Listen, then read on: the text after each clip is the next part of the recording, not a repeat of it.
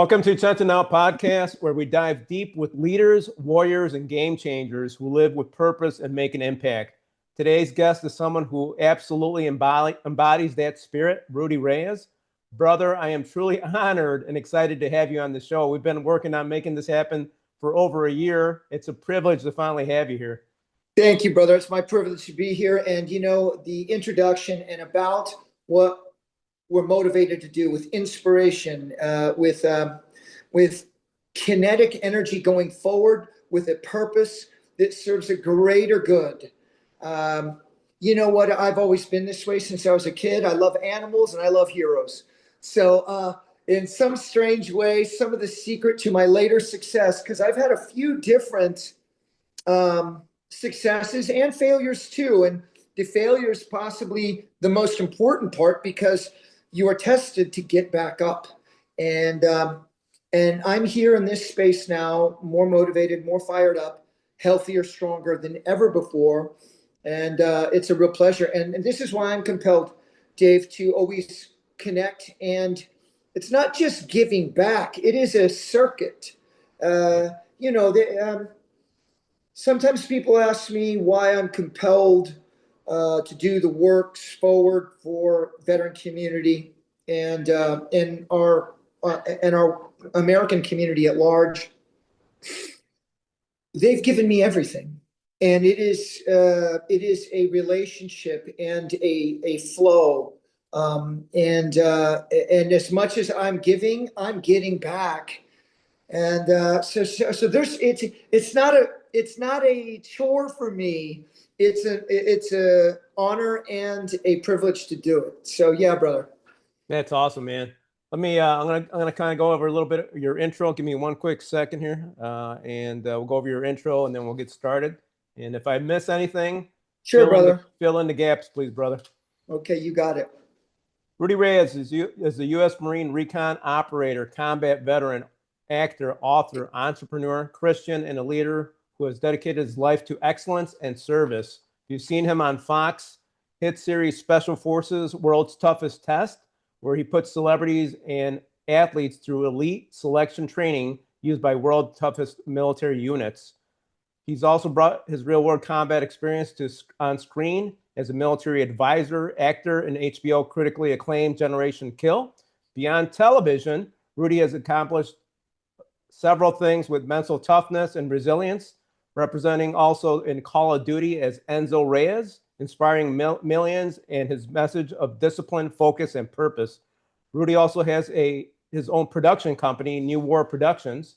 He's also the co-founder of Force Blue, a veteran nonprofit unit formed special operators and marine scientists to protect and restore ocean ecosystems, proving that service doesn't end when the uniform comes off.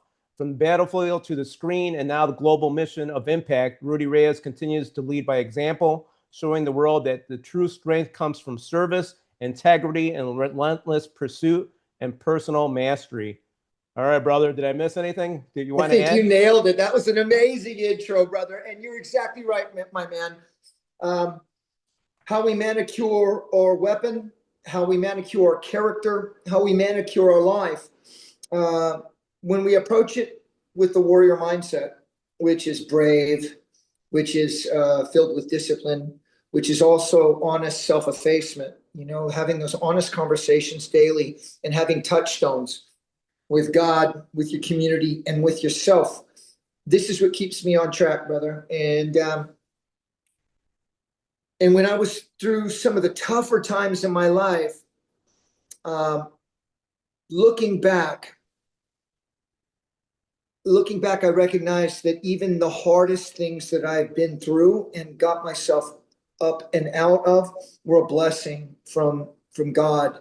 Right. I was always given just enough to take me to the edge in which I had to make a choice about self-development and about facing some things that hurt head on. It was never enough to break me, only enough, finally, thank goodness, to bring me to my knees for God.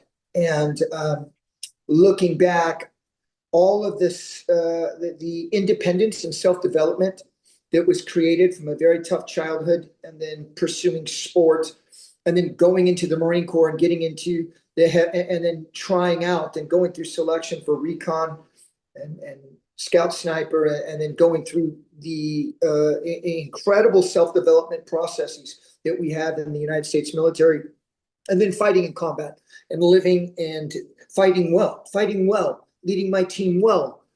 All of those things were blessings, and it gave me the strength and independence to take me very far until the end, when I had nothing left of me. And then when I received God's voice, I recognized that everything from before was also part of the plan, because I need both. I think we men need both. We need fierce independence and fierce inner strength, and a willingness to look into the face of oblivion and take charge individually. And then we also need the grace of God, and knowing that the plan and the majesty is much larger than oneself, and that we are just a small little piece of this bigger thing. And when we have those in balance, there's nothing that we can't do, and also we feel we live a very fulfilled life. 100%. So that's where I'm at, brother. That's where awesome, I'm at, man. Yeah, it's amazing how God will strip us of a lot of stuff to make us stronger, right? Yes. And, you see that in your show, right? You're stripping people from their, from what they're doing to get out of that shell and grow and be bigger. So, looking forward to talking a little bit more about the show also. You got it. So you mentioned your family, brother. You grew up in Kansas City. How did you grow up? Well, my family broke up very, very early. And so I moved all around Kansas City, all through Texas, South Texas, Dallas, Houston, and then ultimately in the Omaha Home for Boys. So all through the Midwest, I probably went to 10 different schools, maybe 15. I don't even remember them all. Sometimes living with family members, distant family members, other times strangers, then sometimes in the boys' home. And so I had to rely on myself. I had two little brothers, and as hard as life was on me, I could imagine how hard it is on them. So I embraced the heroic archetype. I saw John Rambo. I saw Rocky Balboa. I watched cartoons that exemplified heroism and courage, like Tarzan and Johnny Quest. Yeah. And I read comic books. I love my X-Men and Spider-Man and Daredevil, and those were my favorites because Daredevil didn't have really too many powers, but he was so fiercely driven to do right by the law, because he's a lawyer as well. And then Spidey was a teenager, young man going through daily struggles of life and paying the bills and still fighting for good and fighting for justice. And then the X-Men, everybody hated them because they were different. They were mutants, but they'd saved the universe before. Yeah. So I really related to these stories, and I embraced them. Started my physical culture very young, started lifting weights and training and doing calisthenics very, very young on my own, looking at John Rambo, looking at Sylvester Stallone, looking at Rocky Balboa, reading my comic books, embracing discipline. And when I got to the Omaha Home for Boys, I had weight pile and I had a wrestling coach, and it just a massive trajectory was created.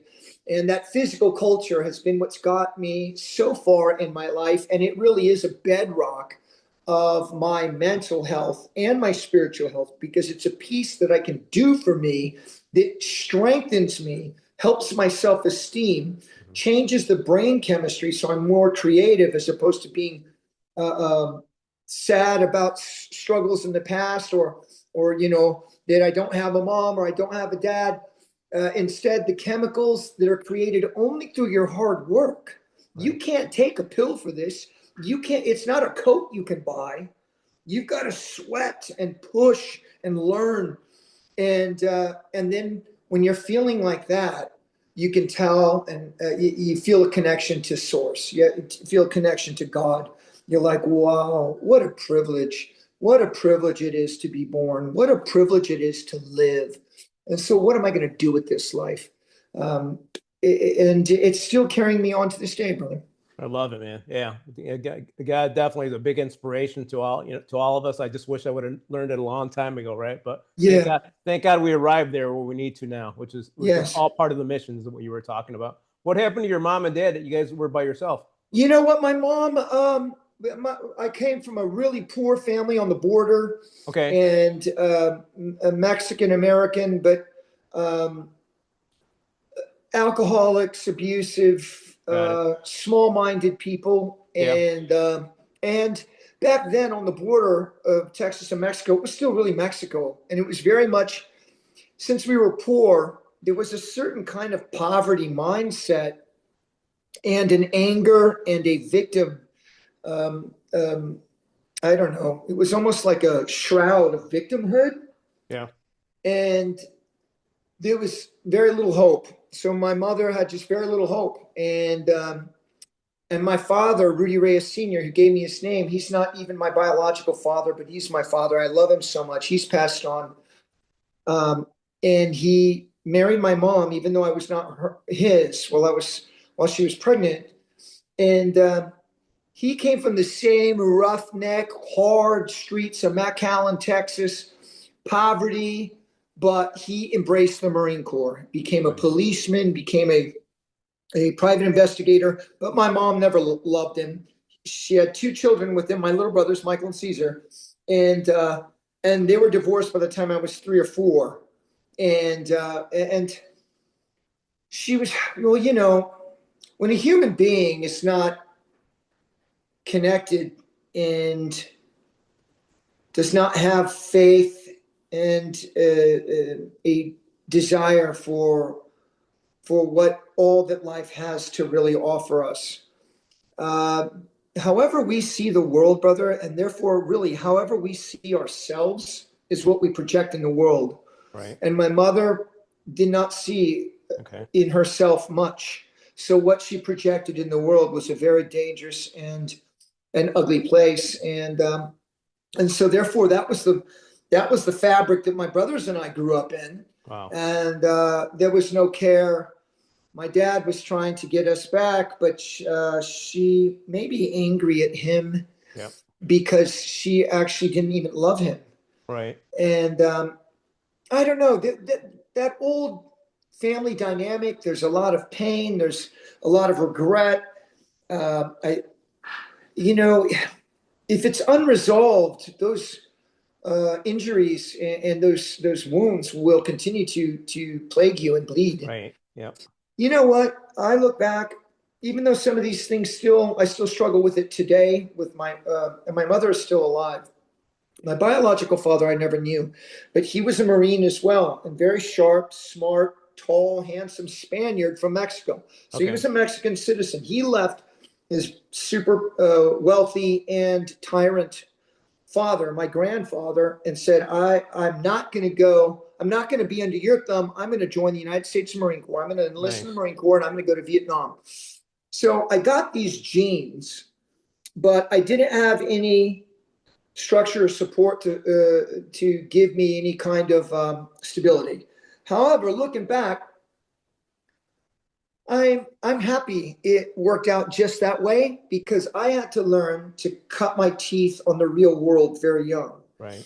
And no one was coming to save me. No one was coming to save my brothers. So I took on leadership very early, uh, and um, and I had to grow up really fast. My mother's always been like a 12-year-old. She still is, and and and growing up from like gang bangers and street culture and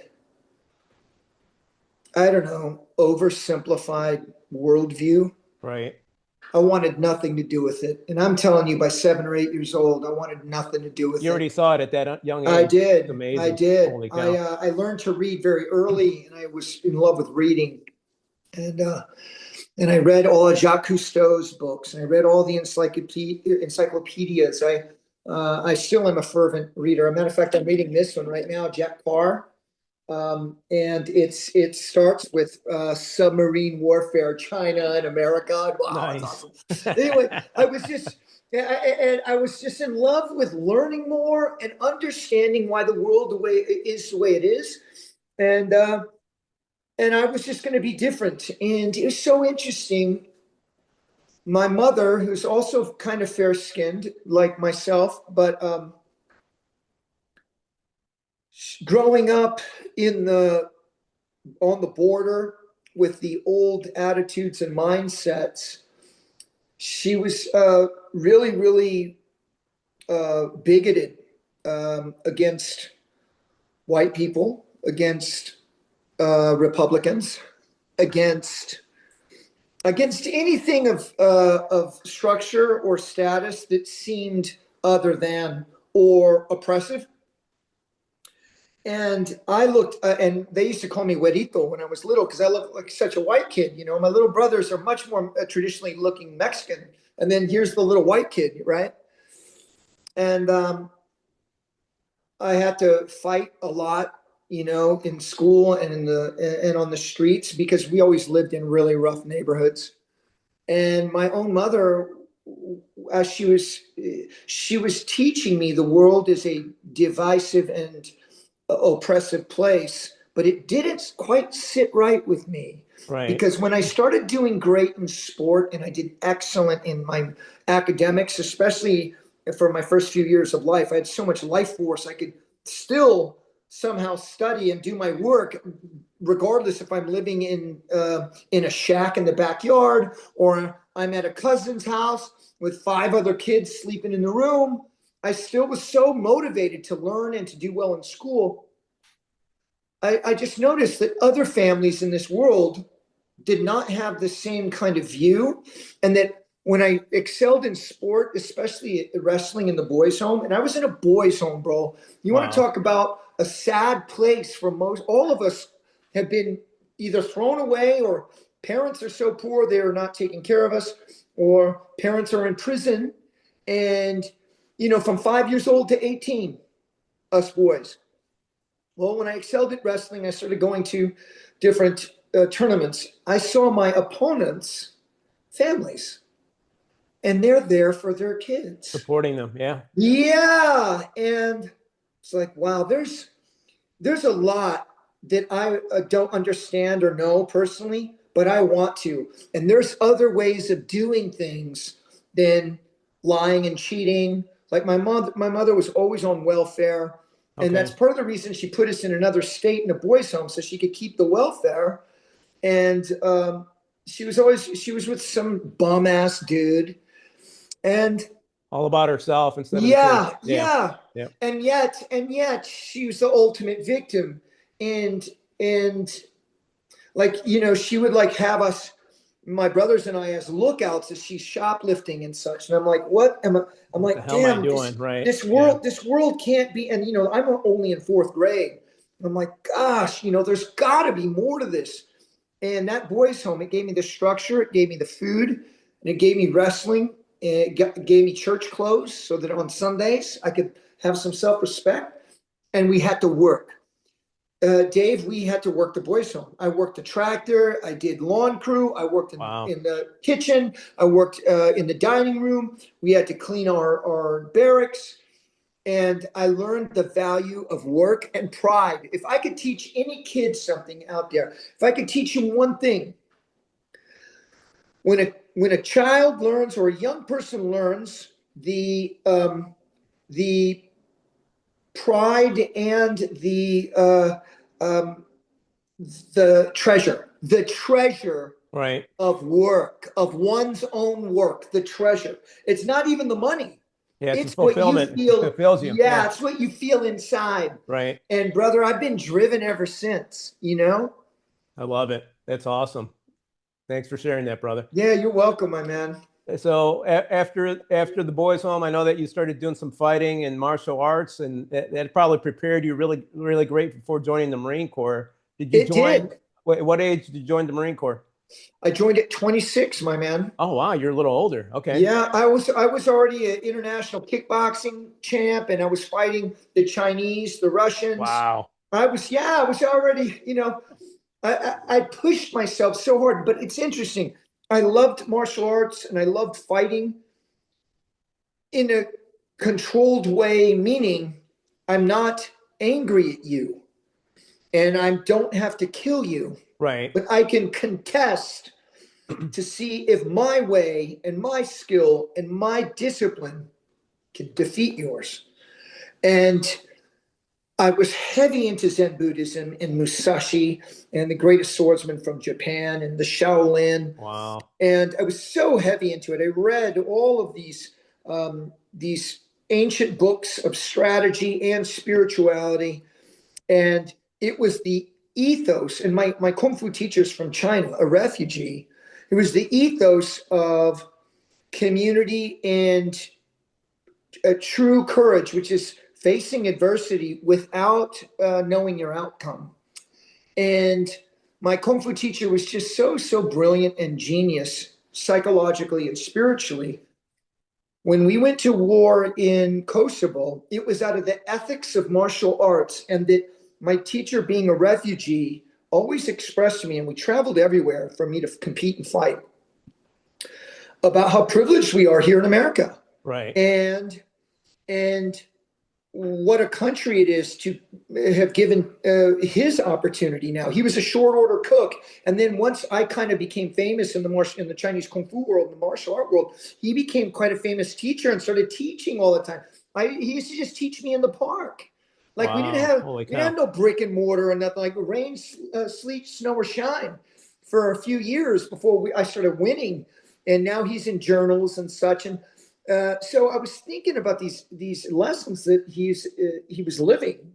And so when we were going to war, I said, well, if another young man is going to do service and carry a rifle for the country, I am spiritually and morally obligated to do my part. Right. I didn't know what that meant exactly. I didn't know really much about the military except John Rambo and platoon, and that my fathers, both of them from Vietnam, and ancient stories of battle, because I'm a history guy too. But I didn't know about MOSs or special forces or anything like that really, except John Rambo and Green Berets, right? But so I decided to join the military, and of course, the only thing I could imagine is the Marine Corps. Like, there's only one brand name. If you want to test yourself, Right. if you want to know if you've got what it takes, there's only one brand name you go to. So I joined the Marine Corps as an infantryman, and that's how it started, brother. That's awesome. I love it. So the physical part in boot camp was probably not even hard for you since you already did martial arts, right? No, you know what? They had me whoop up all the other problem recruits, even the other Yeah, I was gonna say, platoons. yeah. They'd bring me over there, and I'd whoop them up and just following orders, instant and willing obedience to orders. But I'll tell you what, bro, the boot camp was extremely hard. I was the honor grad in the Ironman. It was extremely hard. Anything is hard if you want to be number one. Right. And That's true. they starved the hell out of me. I only slept 3 hours a night. I was constantly doing inspections and being punished every day. So if Wow. anybody wants to know the truth about how it is, you learn the burden of leadership very early on in the Marine Corps.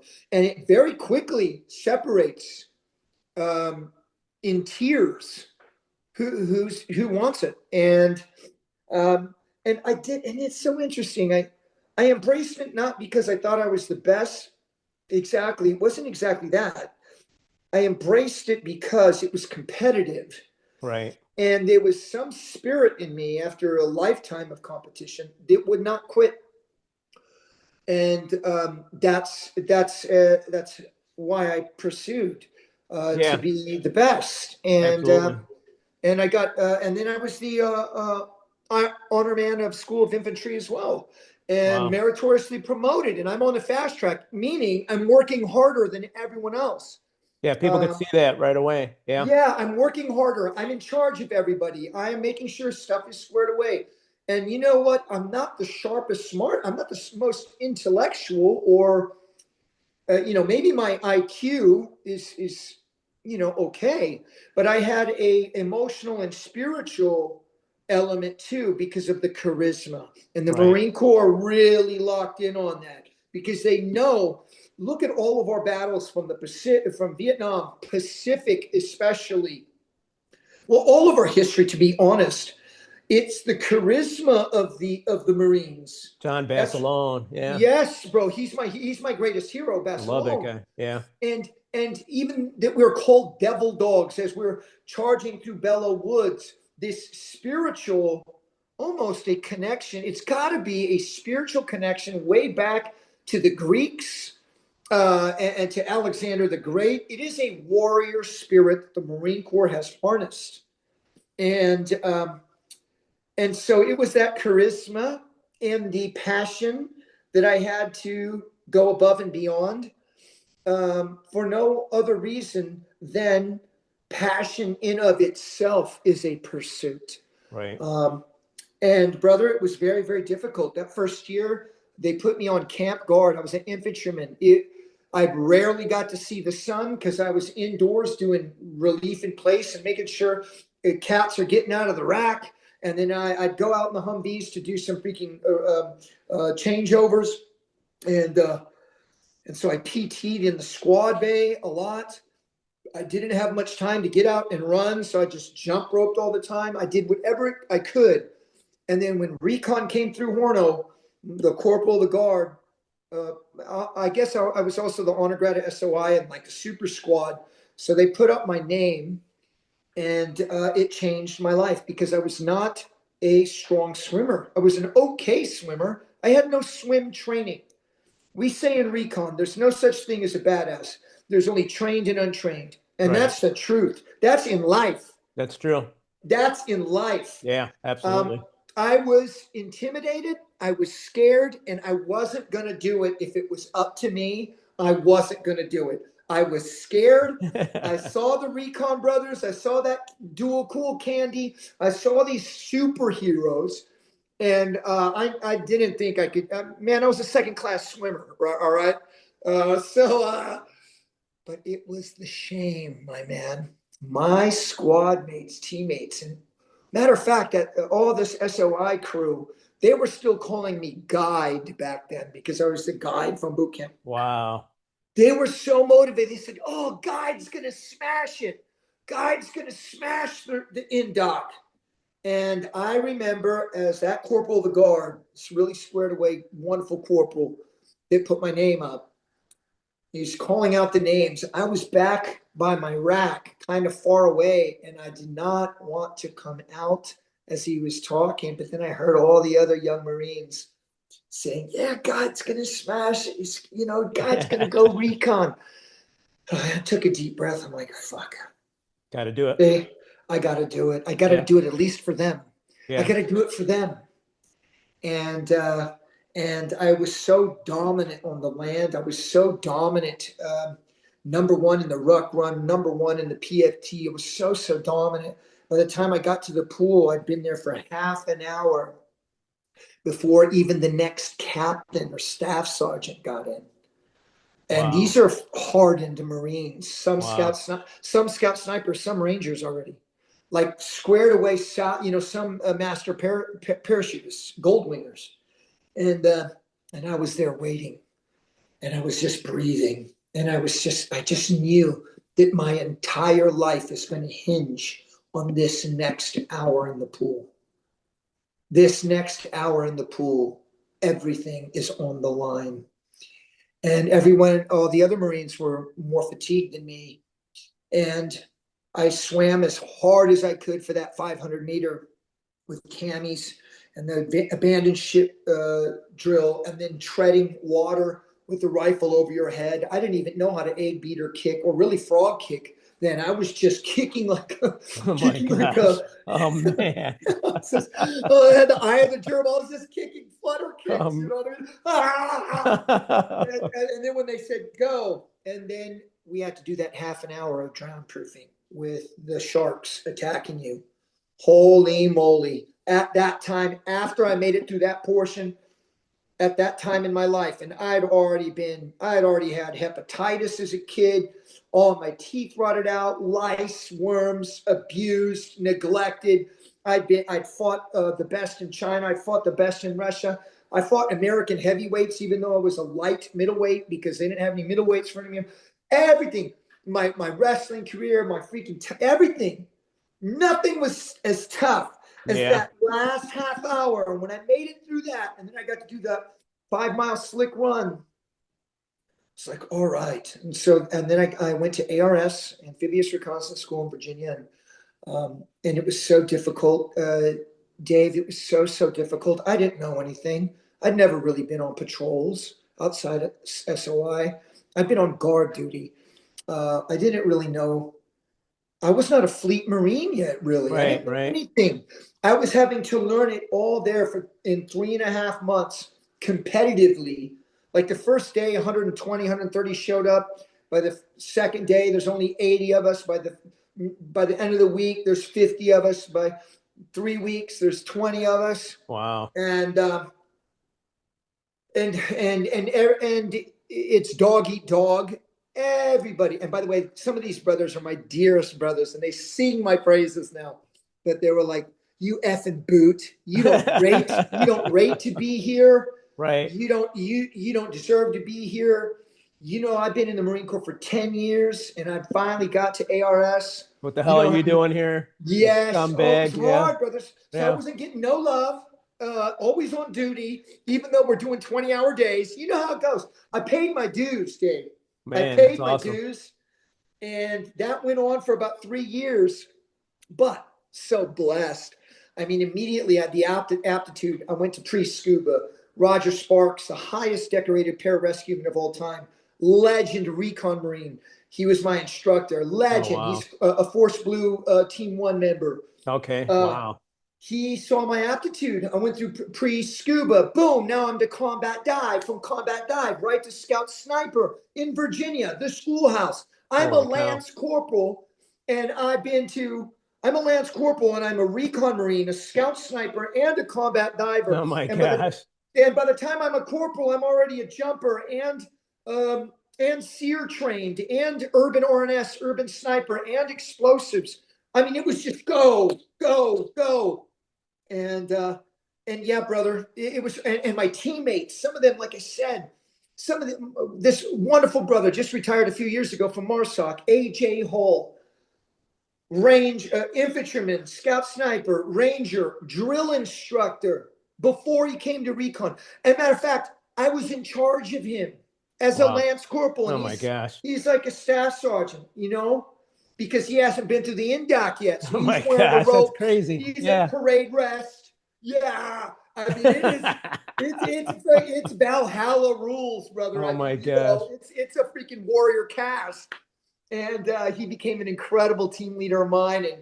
And anyway, it was just really special time.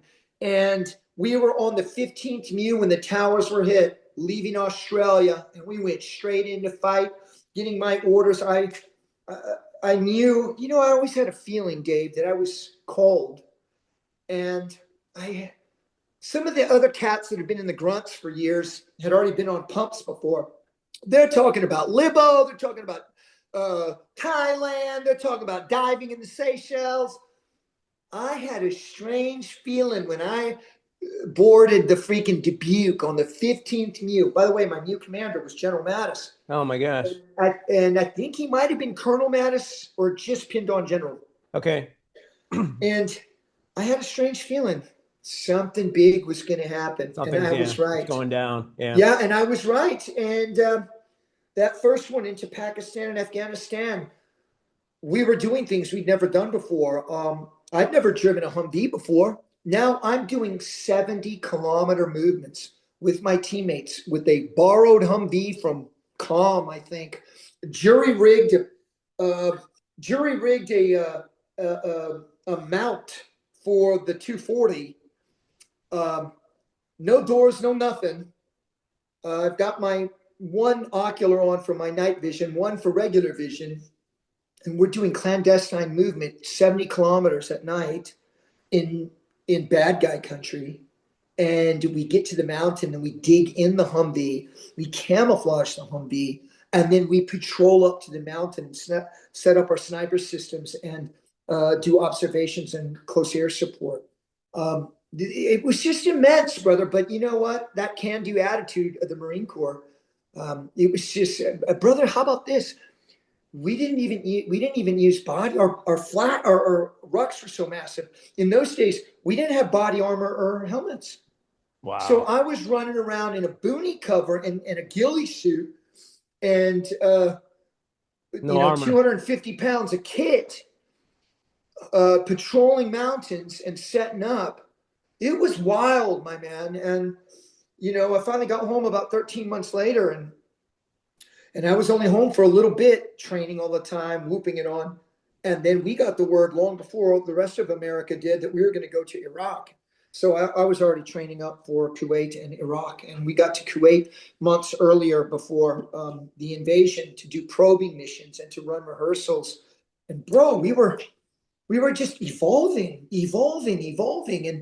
And then when I went And back you to hit such a path, Rudy, that nobody else could have really yeah, gone through, It's amazing, yeah, brother. I mean, you were in at the right time, the right place, right? yeah. You know? Yes, and when Holy cow. people ask me about God and why I know There you it's real, go. I'm like, man, this is all written for me because I'm here to do something, and those RPGs just miss me. The bullets just miss me. My rounds hit the enemy.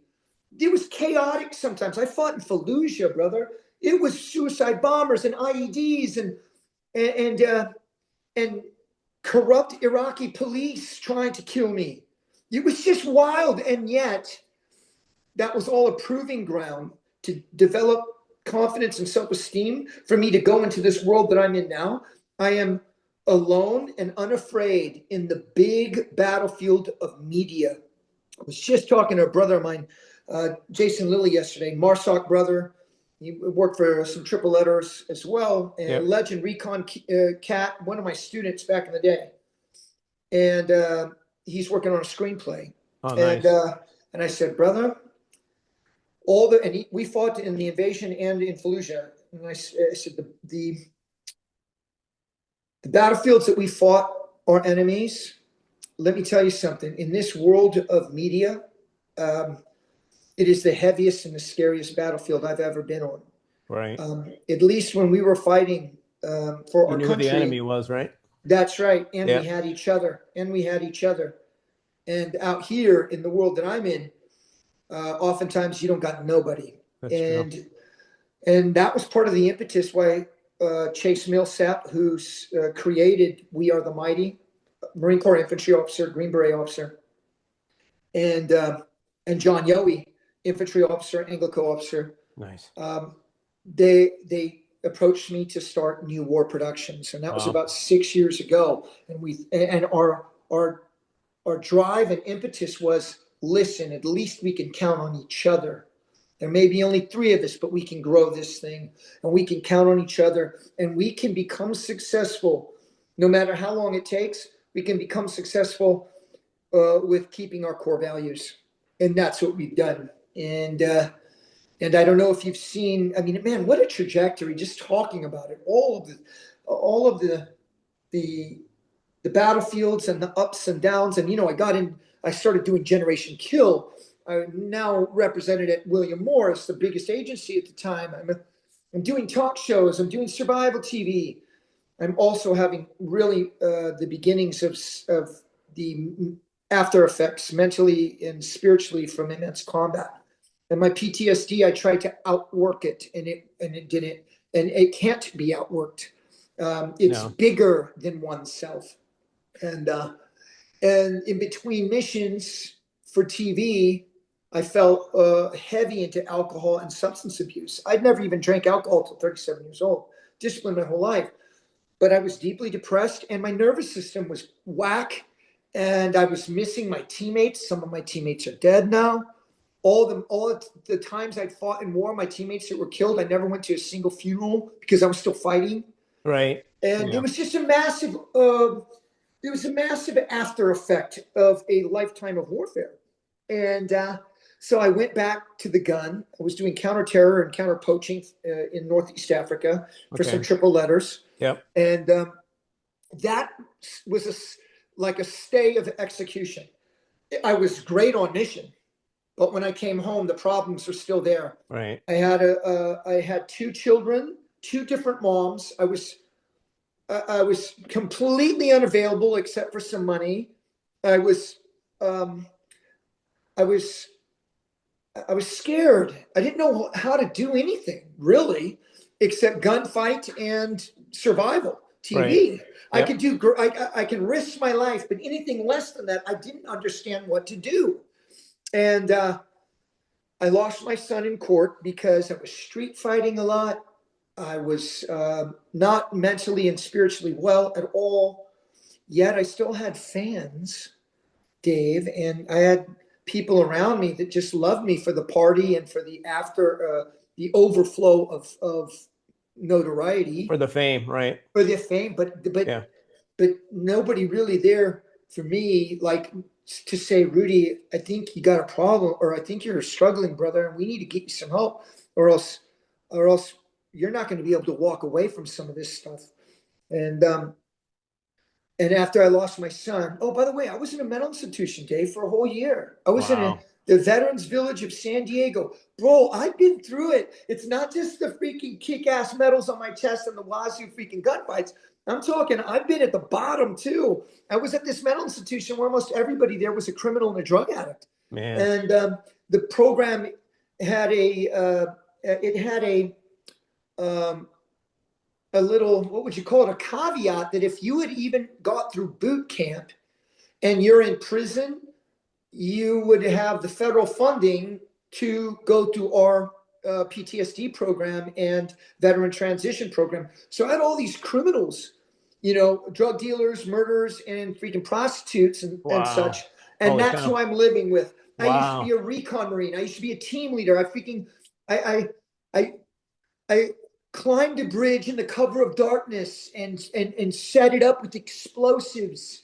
I inserted from helicopters and swam the Euphrates. I fought in Babylon. I toppled the regime in Baghdad. Um, I saw the sun coming up in Afghanistan, and it was so bright.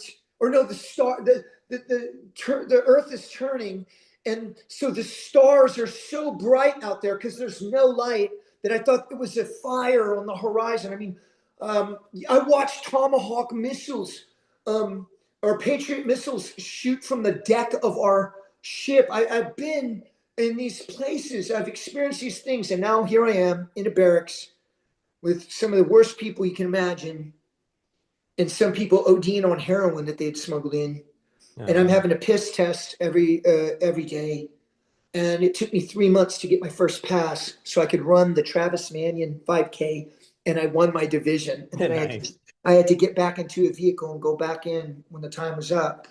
So, wow, you want to talk about some sobering, humble self-effacement, and losing my son in court and putting the pistol in my mouth. I was there, brother. I was there. It was not that long ago. Were you when that happened, were you on drugs and alcohol? Drugs and alcohol, and And did you do anything like psychedelics or stem cell or Stella at all? Or did you just use you know God? what, brother? I'll tell you, my greatest freaking therapy has been uh, not the freaking psych ward and the freaking mental joint and the millions of therapy sessions I had to do there and the freaking NA and AA meetings. I'll tell you, the greatest therapy I got is when I created Force Blue. When There you I go. decided, actually, when God told me it's going to be okay, son. Nice. And that's when I pulled the pistol out. But then I took charge. I called my brother Caesar. I told him to come get my guns because I had quite a few. Poured out my vodka. I said, all right, it's time to fuck. We're going to get back in the Let's get to fight, man. work. Let's get to Yeah, work. we're going Yeah. to get back in the fight. And New mission. yes, and when I met Jim Ritteroff and Keith Somm, they took me on a diving mission. All my combat diving is always at night, heavily laden, super stressed. This is the first time I got to dive in the daytime and see these gorgeous animals in Cayman Islands. And we were at the bar afterwards having some rum.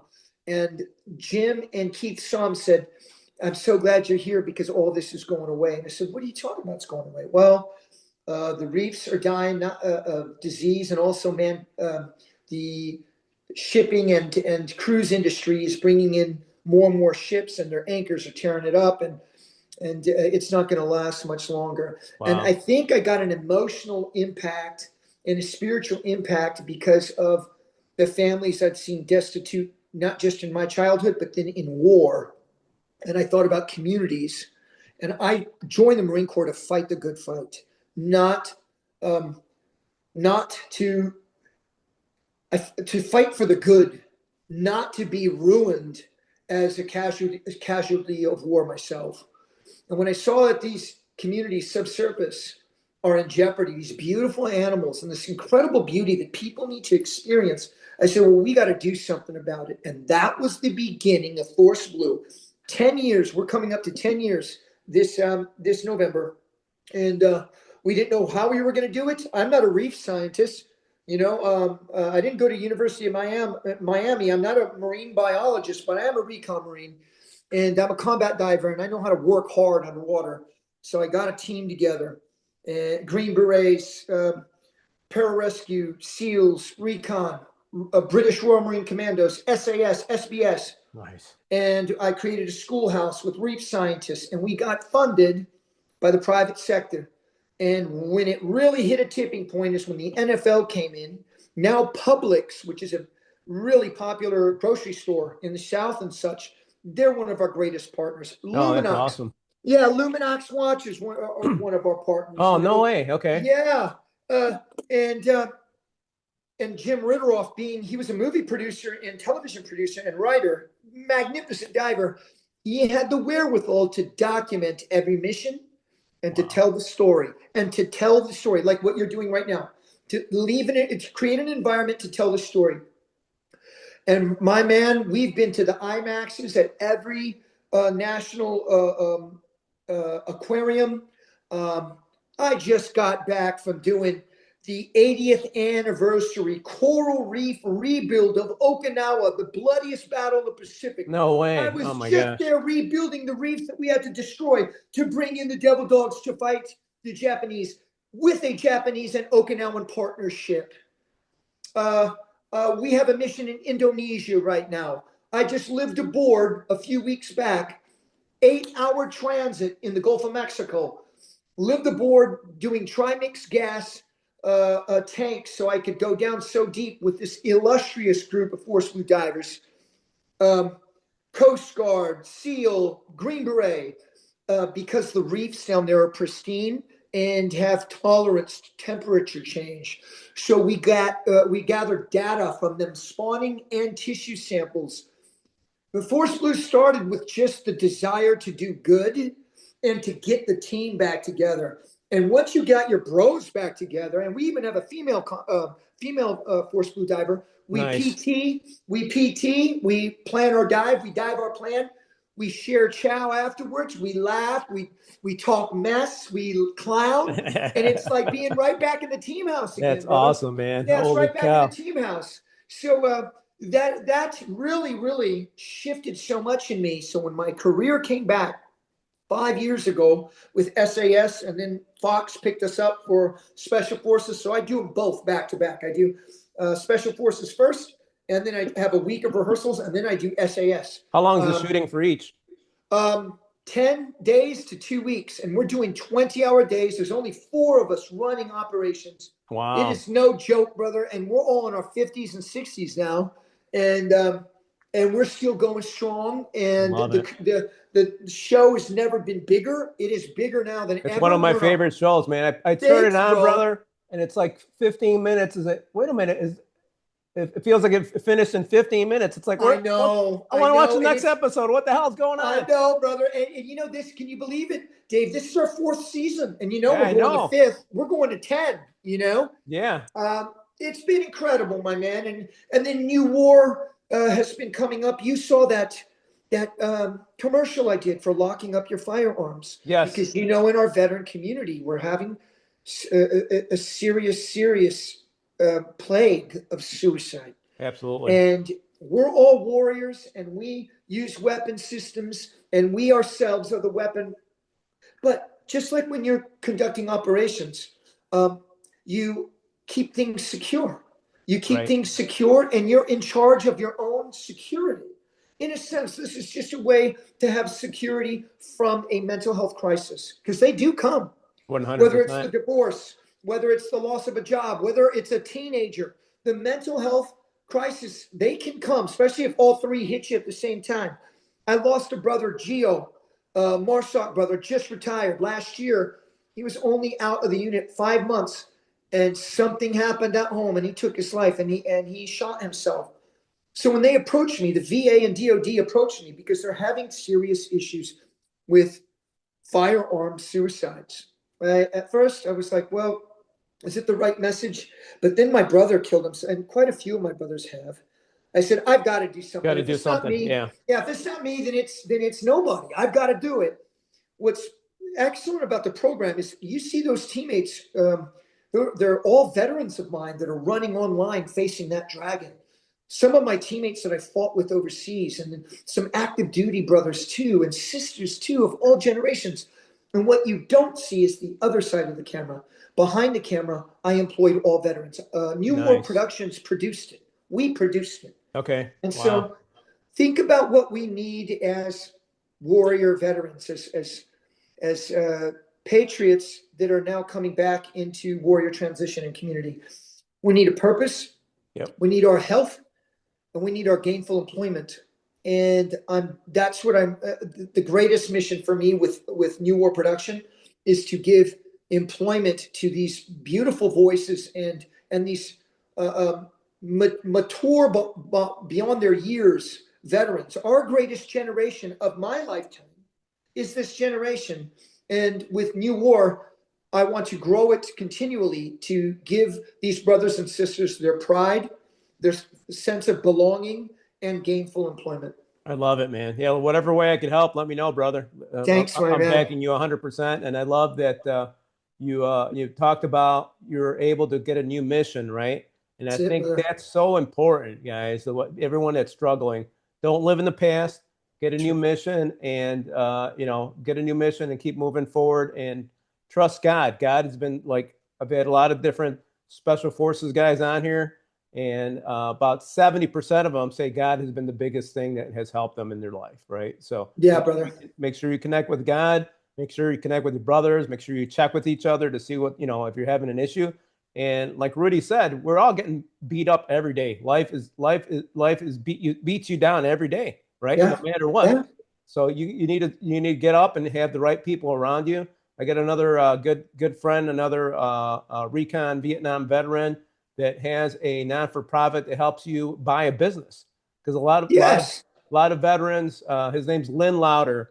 Veteran Business Project is the name of it. But a lot of veterans, they don't want. A lot of people don't want to work for somebody else. They want to be independent, right? Sure. Well, we're individual. Well, the leadership that we learn in the Marine Corps, embrace it. Embrace that initiative. Embrace the message to Garcia. Also, you'll learn that to lead, you have to be an incredible teammate member. The communication, the patience, and maybe the patience has been the toughest thing for me, Dave, is patience. But I work on it. I really work on it. Well, you're growing every day, brother. Like I mentioned before we got on here, you're doing a great job. I'm so proud of you. Thank you, bro. What was the most valuable lesson you learned while you served, Rudy? You know what?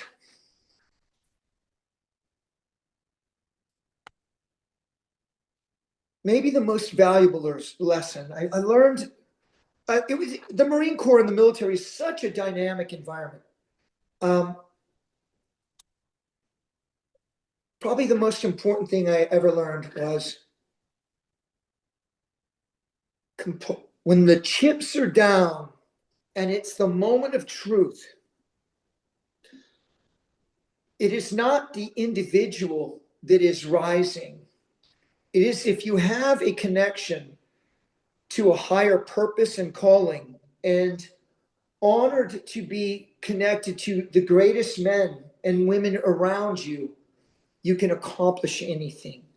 As an individual, I'm just Rudy Reyes. As a Recon Marine, I am part of the greatest fighting force that has ever existed. And the strength of that lineage is what gave me the bravery to do some of the things that I did.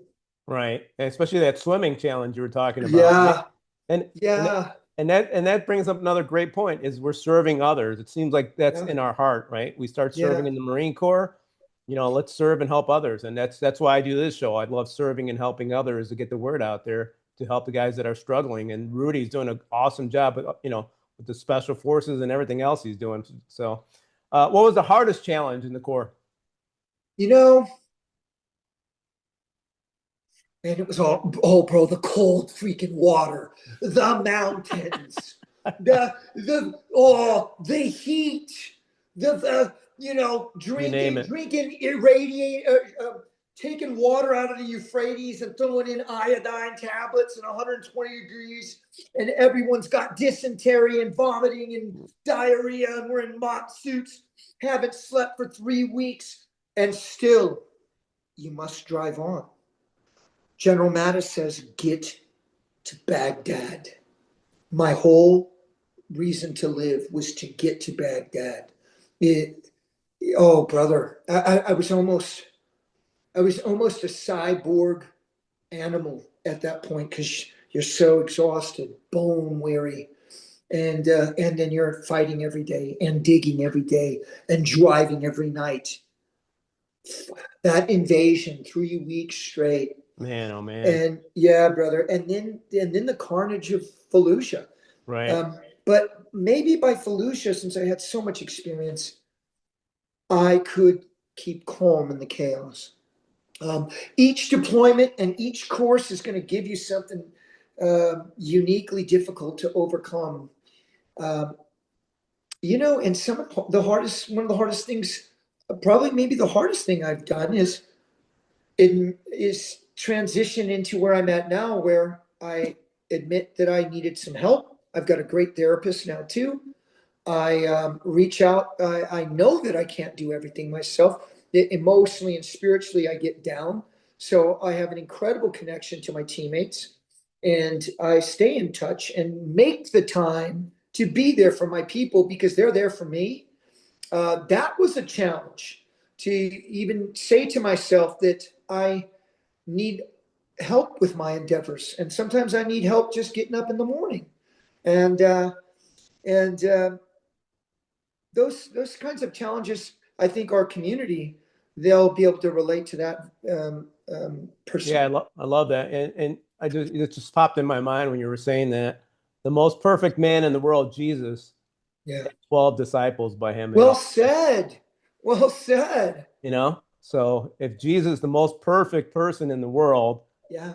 needed people around him, guess Yeah. what? We all need people around us as well, brother. That's right, bro. So you had some gnarly missions in your lifetime, right?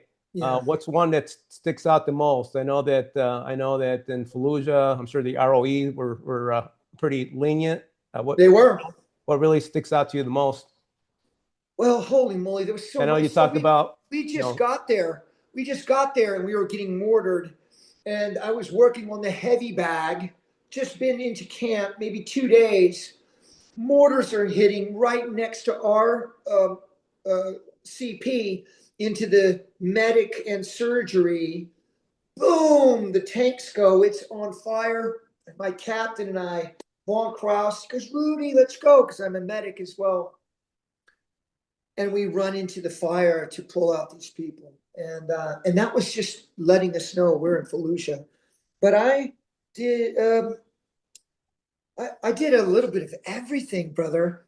I did this. This one was so hard because there was Route Mobile went way south of Fallujah in the hard pan desert. And I mean, I've done so many hard missions to be honest, but this one we had to helo insert, and it's 120, 130 out there. The reason we're backed off about 700 meters from a intersection because this is where the Army's got to truck supplies to the flight line TQ, and IEDs and spike strips have been put down there, and then some Army and then some soldiers were lit up and killed.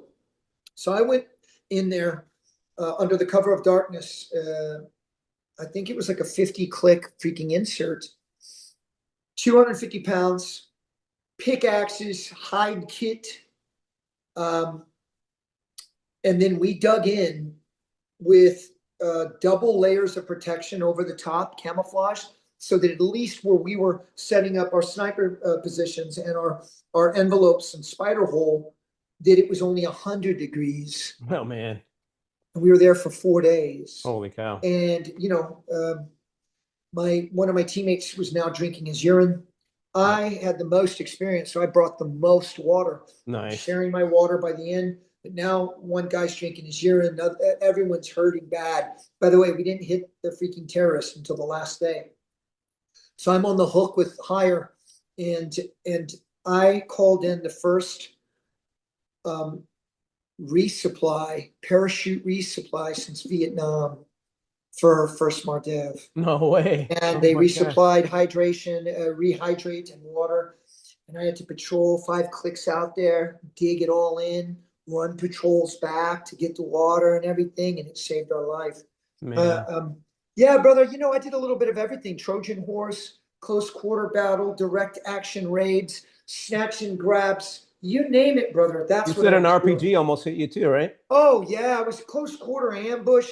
RPG goes right behind my head, hits here, but right before we were hit across the canal, only about 40 or 50 feet, I saw some civilians running. And I just got done doing a 3-day freezing cold march. It was freezing cold in Iraq. My camis sweat soaked from patrolling during the day. In the morning, the next day, were frosted. My support hand, I was in the reeds by this canal for camouflage. I put that support hand out to just one little freaking ray of light to try to get some sun on my fingers. And when I finally was extracted, cammied up, exhausted, 3 days later, I was hit shortly after we were extracted in the morning. And although I was so fatigued, I saw those people. I happened to look here. Boom, the RPG comes.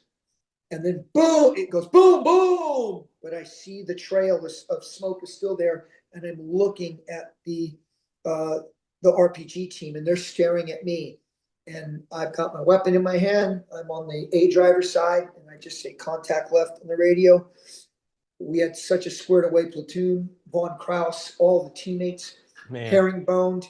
I jumped up onto the roof, had a magazine, a tracer, lit into it, a tracer. My gunner up top went close, he happened to have the wherewithal coming out on extract to have the T&E off of the 50 cal. So it was a free gun, and it was point of aim, point of impact, 40, 50 feet away, maybe even less. It feels like it was 5 feet away because they were right across the canal. Wow. When that 50 cal hit the vehicle behind them, it exploded, and the hood of the vehicle flew through the air. And it was beautiful, this explosion, and then this thing floating through the air. And then I look, and then I see all the other insurgents online on the berm, and they're all staring at the explosion and the roof, mesmerized and blown away, and probably surprised. They thought for sure they had us dead to rights. And then we laid into them and chopped our way out of this village. Man, I've been through so much, man. There's so many freaking battles. Awesome, Fallujah, man. brother. No, yeah. Fallujah, you have no downtime at all, dude. No. Holy cow. Let's switch a little bit here. I see your videos that you're always working out. How important has fitness and nutrition been maintaining not only your physical fitness, but your mental health as well? You know what? They are so connected. The mental, physical, spiritual, it's connected. Yes. It's connected. It must be. There's a reason why God makes us feel good when we train or when we hike or when we climb the mountains. Why would we ever go to the high ground? Why would we ever do Everest? Why would we ever go to the bottom of the sea? There's something inside of us. God made this beautiful machine and this gorgeous conscious that is inspired and invigorated through hard work and through sweat. And to do it for a lifetime, like I've been doing it, it requires you to be quite intelligent. And that mind-body spirit connection, it is my medicine. That is my medicine. That's my number one medicine, brother. 100%, 100%. Do you know Fred Galvin? I don't. Marsoc? Okay, I had him on. He was just promoting. It's like, Was if he you all? don't have, Send me a link. Send me a link to the guy. okay, if you don't have all, it's like a stool. If you don't have all three, you're gonna fall, right? Oh, absolutely. If you don't have all three of those Absolutely. in place, you're gonna fall. But yeah, I'll connect you guys for sure. That'd be great. Awesome. Let's talk a little bit about special. Actually, you know what? Let's go back for a second on the training. What do you do daily? What do you eat? Because I'm sure people say, You know "Man, this what? guy has a great physique. What the heck's he doing?" Right? Yeah, you know what? I have been so consistent. Remember, recon and scout snipers in the scout sniper world, consistency is accuracy. Right. So we have a data book. We lay the ammunition down the same way every time before we load it. Right. The more variables that you can control, consistency is accuracy. So I move my body every day, and then I do strength. I do mobility / martial art. I do skills, rock climbing, swimming, running, hiking, calisthenics. I got bands. Like I've got bands. I've always, and I bring my stuff with me everywhere I go. Push-up bars. My push-up bars and my bands go with me everywhere. They're light, Nice. I love it. so I can train anywhere in the world, and I do. You see my videos in every hotel room and every backyard around the world training. So there's no excuse. I don't give myself excuse. There is no excuse. The body is the most incredible machine. And then as far as eating goes, I drink a lot of water, and I eat in general less than most people. And I eat more later at night when I can have peace. Nice. I don't eat breakfast. I drink my coffee, and then I get right into it. I don't eat my first meal until I've trained. So that is first, because it sets my mind, my body, my spirit up for success for the whole day.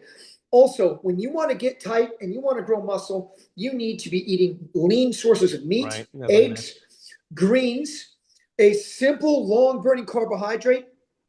You know what? The Mexicans and the Thais, and they've got it right. And the Italians, because in Italy, they don't just eat a bunch of pasta.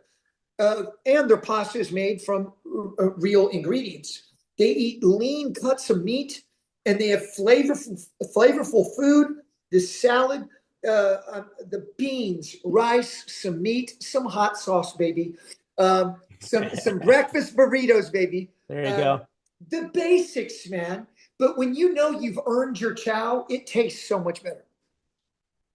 100%. Yeah, I do the same thing. Eat some steak, some chicken, some salads, right? That's it. We're not getting younger every day, so we got to try to look as young as possible and keep That's this right. machine going. To be competitive. Just like when I was in the Corps, there was nothing going on, but I was running 5 miles every day, and I was actually working out every day. Yeah, lifting weights and doing endurance. Right, exactly. It's That's like, why the right. hell would, and not as much not as much endurance nowadays. It's more weights and stuff. But yes, yeah, thank you for sharing that. Let's talk a little bit about special forces, brother. This is a great show. Yeah. So what I love about is when the celebrities get there. It's kind of like when we got off the bus on the Yellow Footprints, right? So true. It's like, holy cow, they go into shock. Are they like totally blown away that that's happening to them? The shock of capture is real.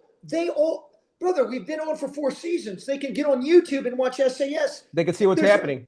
They always imagine, man, this has just got to be a TV show. This really can't be real. What's really happening on the back end? Yeah. That's what they're thinking, right? They're living in GP tents, bro. There ain't no mirrors. They're living in a Porta-John would be like the Ritz-Carlton. No, they live in or they go to the bathroom in plywood, open stalls. They are living hard out of their rucks. They get uniform issue. As we say, they're all equally worthless. And it is just shock of capture and immediately into the deep end of our world. And everything you see, there's no reshoots, Dave. This is what makes it so good. This is why you, as a Marine, really, something about it viscerally connects you. You can feel this is real. There's no manufacturing performances here. They're doing tasks And the pressure is relentless. Our pressure and our op tempo and training schedule is relentless. So there is no reshoots. If they give up their armband, so be it. If they're holding the course back, we will take their armband themselves. Or if the medic says they are too hurt or injured, those are the only three ways off. They voluntarily withdraw, we take their armband, or the medic says that they can't go on anymore. And it's just been awesome. And I'll tell you, and I appreciate these recruits. They don't come from our world. They didn't have the benefit of the indoctrination that we did. Most of them come on because they feel that they need to prove something to themselves. They're at a crossroads in their life. Some come on because they come from patriotic and veteran families. And then some come on just because they want to be on TV again. They tend to not make it. You have to embrace the pain, misery, and suffering for an ideal that you're going to be the best version of yourself. Eventually, you're going to have to look inside and say, do I want to be a better version of myself? And if you do, you'll stay on course. And then, of course, we lose a lot of good people just because they get injured. Right. Yeah, I think the last guy had lung infection or something like that. Oh yeah. And then we've had separated shoulders, concussions, broken bones. I mean, you name it. It's a rough course, and we go to the mountains, we go to the desert, we go to the jungle, we go into urban environments, just like we do in the fighting forces. And I think that's something else that I really love about the program.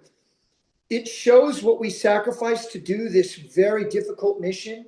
And it also makes our American and our allies, it makes them very proud and patriotic of those men and women that wear the uniform and carry that rifle for our country. It's something truly special. The samurai say there's no higher station than service. And these recruits who have millions of followers,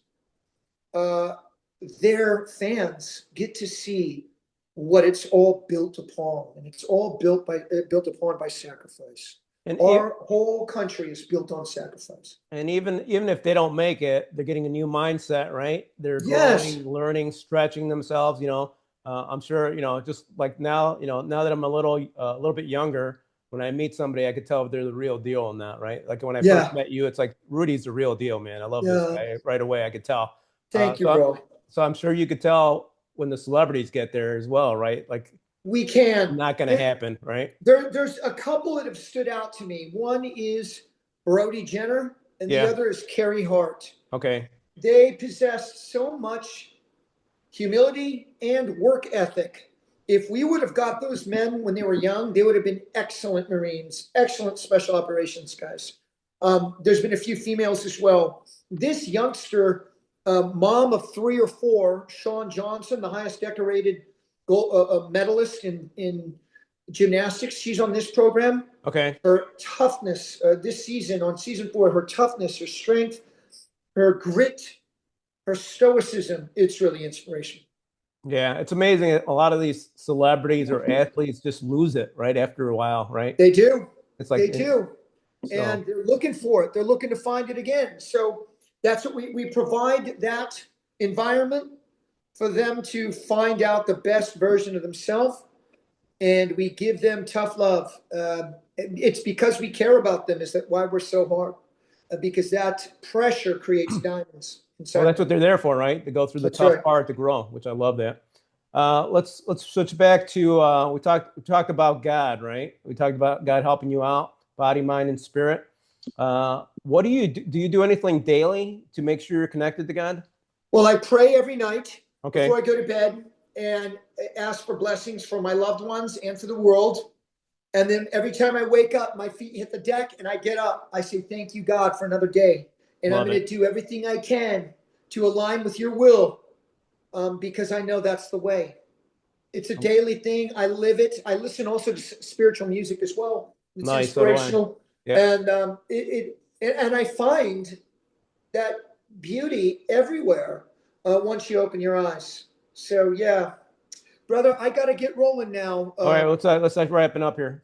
Okay, bro. Give me one quick second here. No problem, bro. How can people connect with you on Instagram, right? Yes, bro. It's easy. I've got a website. You got your Real website? Rudy Reyes. Rudy Reyes for job inquiries, speaking, training, what have you. But Instagram is my favorite because I actually do my own filming, and it's from my heart. And I put it out there for what I call my true believers. And my supporters, my fans, my veteran community, my international community. It's a wonderful way for us all to remind each other how interconnected we are and to inspire each other daily. I love it. Let's one last question, then we'll wrap up, Rudy. What's one message you want our listeners to remember from today? One message. How about this? Take it personal. Take the gift that you have being on this beautiful earth personal and make the best out of that opportunity in your life. Remember, mind, body, and spirit. Disciplining the body creates a positive mental attitude, which is creative, and you can see solutions instead of problems. And then the spirit, man, without God giving us this opportunity, none of it would matter. So take it personal, this opportunity to really be the best version of yourself. I love it. Thank you, brother. It's You're been an welcome. absolute honor having you on today, brother. Thank you for your sacrifice, your leadership, and your example. You didn't just serve, you continue to serve, which is incredible, by helping others and helping veterans and the ecosystem. For our audience, tune in, share, follow, and subscribe to these stories. These need to be heard. These lessons can change lives. Stay focused, stay winning. God bless you, and thank you for listening. God bless you, brother. Thank you for having me on, my man. What a Good great talking, one. bud.